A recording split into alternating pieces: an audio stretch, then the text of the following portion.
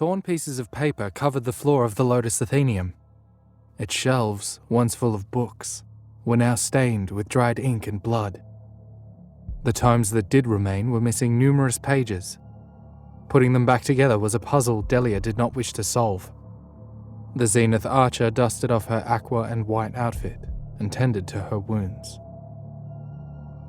Her mentor, Yarden, assisted other members of the Zenith Order inside the library. After checking on them, she approached Delia and sat at her side. Not a word was spoken. After a few minutes, Yarden stood and made for the exit. "Remain here, Delia. I must speak with the monks about what has transpired here. In the meantime, do what you can to repair these books." Delia sat in silence. Even her thoughts were still. She could feel her heart pumping in her chest from the adrenaline of the fight. She had fired arrow after arrow at the spindly, spider-like creatures that poured through the portal into the library. She stared at the spot where both it and a second portal appeared. One contained seemingly endless darkness, while the other showed a person she could not make out. They uttered a broken and cryptic message before the portal closed. What little the figure did say mentioned they were a protector. But who exactly were they? Delia stood and began picking up pieces of parchment. Just what I wanted to do, she thought with a sigh. Her fingers ached from the string of her bow, but she collected the pieces of paper all the same. She glanced at the words on the pages to pass the time. They mentioned trade routes, arena tactics and strategies, cane stones and the flow of mana, seafood recipes. All of it was so jumbled, she couldn't make heads or tails where to begin. The path of papers led her towards the outer doors, and her eyes caught another familiar word, cane stone. With her arms full of parchment, she bent down to pick up the sheet it was written on. On top of it was another page with the word Kynek. But as she reached to pick it up, a severed hand tore it from her grasp. Delia shouted in alarm and anger. The hand, animated on its own, tore the page in two. She dove for the rangy hand, dropping all the parchment she carried in her arms. The fluttering pages made it difficult to see the hand, so Delia stayed on her hands and knees and crawled. She spotted it and made a dive as it scuttled for the door. In one swift motion, Delia grabbed an arrow from her quiver and slammed it down into the back of the hand. It jolted and spasmed before it fell limp on the ground, unmoving. In its tightened grasp, Delia found the ripped page, amongst a few others.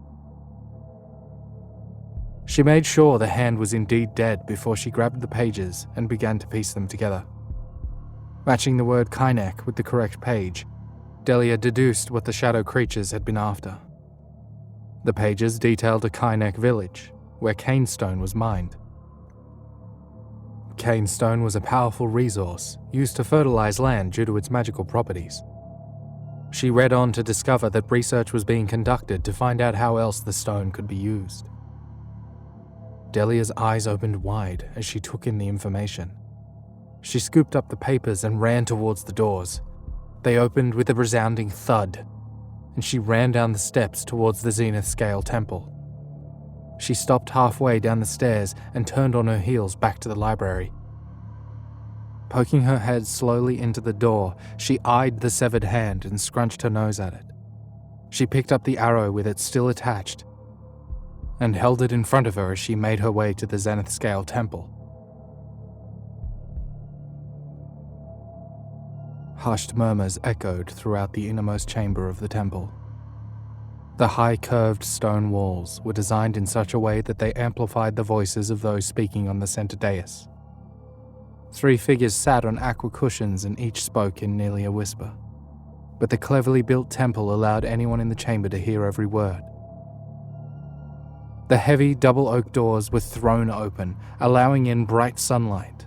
The noise of them opening filled the room and cut off any faint whispers coming from the Zenith monks. Delia strode down the long corridor as dozens of eyes fell upon her small frame. She held herself proudly and walked quickly towards the raised platform where the monks sat and deliberated. 2 members of the order made their way to halt her, but were taken aback when she thrust the hand in their faces. Her yellow eyes settled on the 3 figures sitting on the platform. She saw Yarden stand a bit taller as she walked right beneath the monks and tossed the severed hand at their feet. "If you took any longer, that thing would have made off with your entire library," Delia spoke firmly. It was the first time Delia had been in this area of the temple, usually reserved for those with seniority. She never thought she'd stand in the temple because of some torn pages, least of all one sought after by a bunch of strange creatures and a detached limb. "Ah, what have we here?" responded one of the monks. The elderly woman squinted down at the hand. The wrinkles of her face tightened as she studied it. "How dare you intrude during our conference, Delia, you troublesome—" The voice of the second elder was cut off by the third. "Oh, quiet, Omari. It's clear young Delia here has just come to lend a hand with our deliberations." Delia expected harsh remarks from the monks, so she was taken aback by the joke. "Since you're here, why not join us?" the monk continued, patting the side of the platform as if to suggest Delia take a seat. Delia smiled and turned to face her mentor. Yarden calmly walked towards the monks and stood next to her student. Delia leapt up onto the platform and sat on the edge. Up until this point, Delia thought the monks were all stuck up and set in their ways. She never expected sarcasm. Nor did she think she'd be invited to sit and deliberate with them. Maybe the zenith scale wasn't all that bad. Perhaps they did more than just talk for hours on end. The monk's eyes darted between the limb, Delia, the pages, and Yarden. The monks sifted through the torn pages as Delia remained silent. However, when she would open her mouth to offer a suggestion, they would shush her and continue reading. She grew impatient and began pacing back and forth. The silence was eventually filled by the monk speaking again. "This information is intriguing, certainly. As it so happens, we were in the middle of discussion about the Chaos Legion attacks. Yarden also filled us in on the library incursion. We were deciding a course of action. Our reports say the Legion has moved swiftly throughout Pretoria and the Splinter Lands. Now we know what they are after. At least part of the puzzle, anyway." The monk stared at Delia as she bounced back and forth on the balls of her feet. "The Zenith Scale was formed to be a shield to those in need. We are a guiding light in the darkness, a helping hand to the weary. You, Delia, shall act on our behalf. You've demonstrated the qualities of our creed, though not always in the way we'd prefer. Nevertheless, you shall ensure the world remains in balance, as all things should be. Pack your things. You leave tonight." The monks ushered Delia out of the temple as soon as the meeting had ended. She'd been given a map of the surrounding area, and it was suggested she follow the merchant road from a lakeside town called Utopia to the village of Kainek. Time passed as she traveled across Pretoria. To make better time, she decided to cut across the wilderness. That ended poorly, though, when she ran into a large jungle cat within the Elder Wood. The creature chased her out of the woods, and Delia went back to following the road. About halfway through her journey, Delia's food supply ran low, even though Yarden ensured Delia had plenty of dried fruits and nuts to eat during her journey. It wasn't the archer's fault that she'd eaten nearly all of it the second day. Traveling was difficult work, and besides, she had needed the extra energy. The sound of whistling caught her attention. Delia stepped off the road into thick brush to avoid being noticed. She stuck to the shadows to see who the whistling was coming from. She saw an older man dressed in traveling clothes. He pushed a small wagon ahead of him and was dancing to the very tune he whistled. The smell of fresh baked goods wafted from the cart, and Delia all but drooled at the thought of fresh, warm food. Stepping from the overgrowth, Delia calmly approached the merchant. "Greetings, old codger. What might you be selling?" The man smiled widely and removing his large-brimmed hat from his head. Fine day, milady. And a member of the zenith scale, no less. Fine day indeed. I'm a baker from New Balfair, travelling the roads to sell my goods. Care to whet your appetite? With a flourish, he unhinged two clasps on the side of his cart. A door opened, revealing many drawers and shelves, stocked full of baked goods. The escaping smell hit Delia's nose as she took in the sight. You know, it's dangerous to wander alone nowadays, spoke the man as Delia eyed the treats. Talk of strange folk about. Hooded figures and creatures with long appendages. Fungus move in the woods, they say. Oh, silly me. There's no need to frighten you with my senseless talk. I mean to say that I wouldn't mind an escort, especially one of the zenith scale. Delia filled her arms with what she could carry and reached into her pouch for payment. I'm not afraid of adventuring on my own, she said, gesturing to her bow and arrows. Besides, the only danger I've run into was a great cat in the forest. You're the only other living thing I've met since I started my journey. Delia felt around for any gold to pay the man, but felt none in her satchel. It seems I'm a bit short on payment, she laughed as she sadly handed back the food. The man responded. Well, if you can offer no payment, I can strike a deal. You travel with me to my destination as protection and provide light conversation, and you may take anything from the cart you desire. Deal? Delia pondered for a moment. She was meant to travel alone to prevent anyone from knowing the scale's movements. Then again, it was just one man, and she hadn't even told him her name. As she contemplated further, a loud rumble erupted from her stomach. I think I'll take you up on that deal. He held out his hand to shake hers. The name's Rook. It's nice to meet you. Now, about those sweets.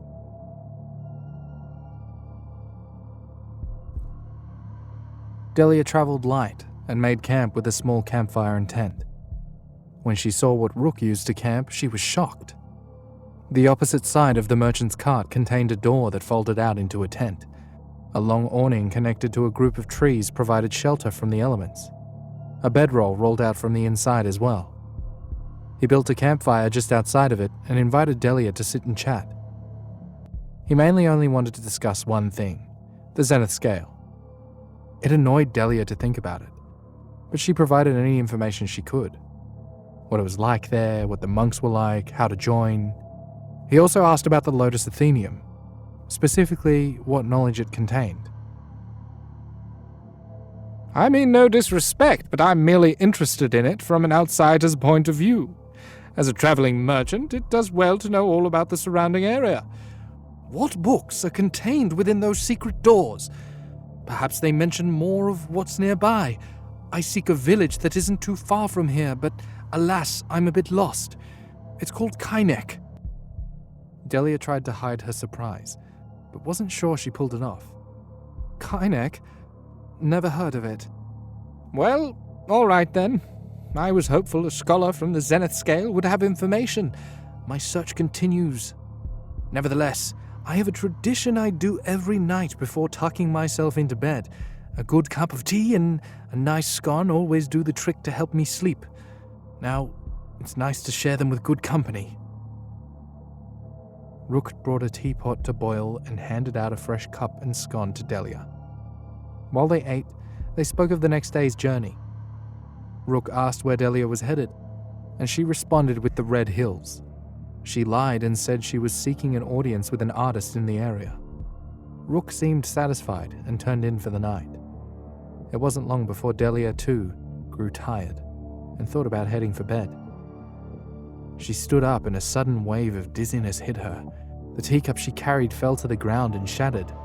She felt as if she'd been hit in the head by one of Yarden's kicks. The world blurred around her, and she saw double of everything. A figure moved in front of her, and the words it spoke came out slow and garbled. Oh my. You don't look too good. Trouble with the tea? It could be the poison I put into it. Did you really think we wouldn't know that after the attack with the Lotus Athenium, we wouldn't have members watching your little order?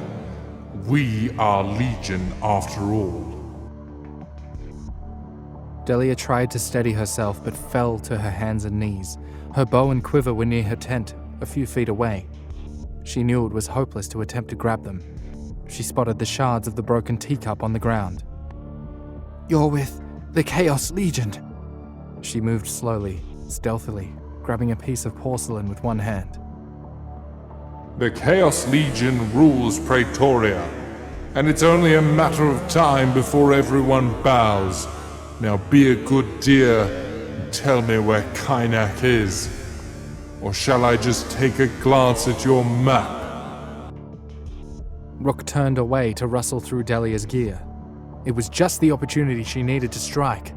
Rising to her feet, she lunged for the man and tried to slit his heel, but the dizziness from the poison caused her attack to fall short, and she hit the ground.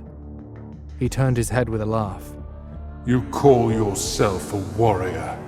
You can barely stand. He began going through her belongings and pulled out a map.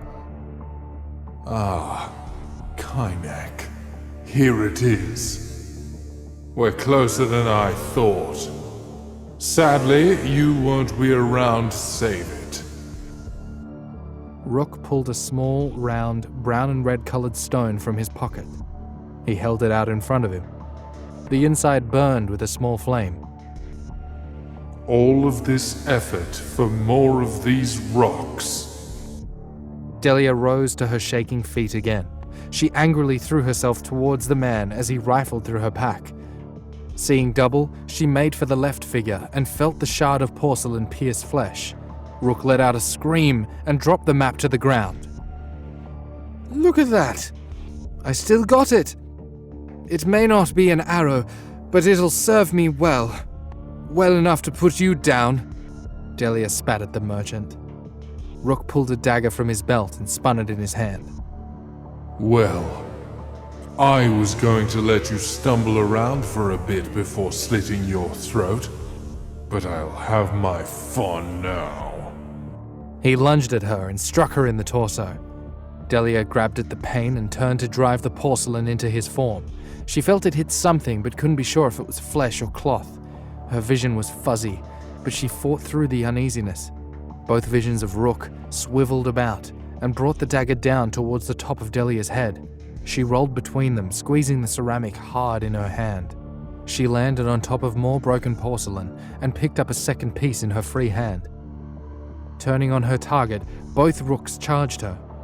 Delia leapt into the air, over the so-called baker, and plunged the porcelain daggers into the figures. The right dagger passed through the image, while the left pierced the back of his neck. Rook continued for a few feet, before his body collapsed to the ground.